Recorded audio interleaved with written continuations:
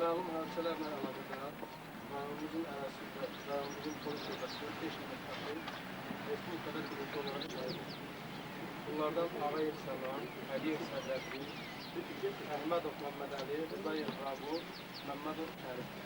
Bunların xatirəsini əbədiləşdirmək üçün polis şöbəsinin həyətində veteranların iştirakı ilə onların abidəsini qoymaq üçün təməli bizim yerə qoyulur.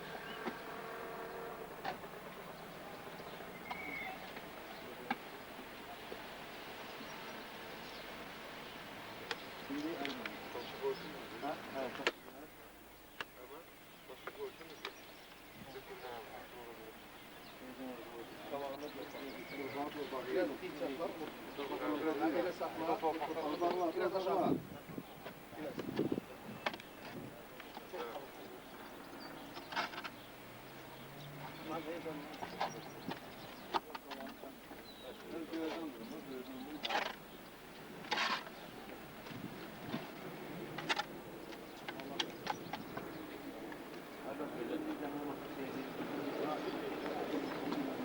Unutma ki halkına her an gereksen, insanlara kömeksen, arzu dileksen, koruyucu meleksen, ey şanlı insan.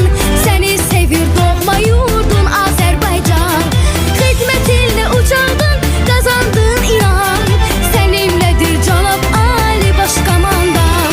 Sizinleyiz Cenab Ali Başkomandan. Azerbaycan polisi koruyor ülkemizi. Emin aman sabahlar gözleyir bizi. Azerbaycan polisi koruyor ülkemizi. Emin aman sabahlar sesleyir bizi. Azerbaycan polisi koruyor ülkemizi. Emin aman sabahlar gözleyir bizi. Azerbaycan polisi koruyor ülkemizi. Emin aman sabahlar sesleyir bizi. Emin aman sabahlar gözleyir bizi.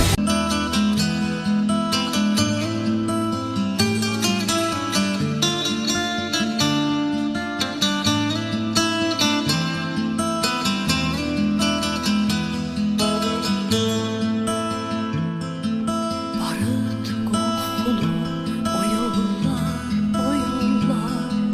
seni beslemek kaytara senden teselli bir zabit münderi bir cüt ulduzlu aylı pagonlar senden teselli bir zabit münderi bir cüt ulduzlu aylı pagonlar. Hay vermene Cenab Leytinat, hay vermene Leytinat. Hoş müjdeli bir savaştan, hay vermene Leytinat.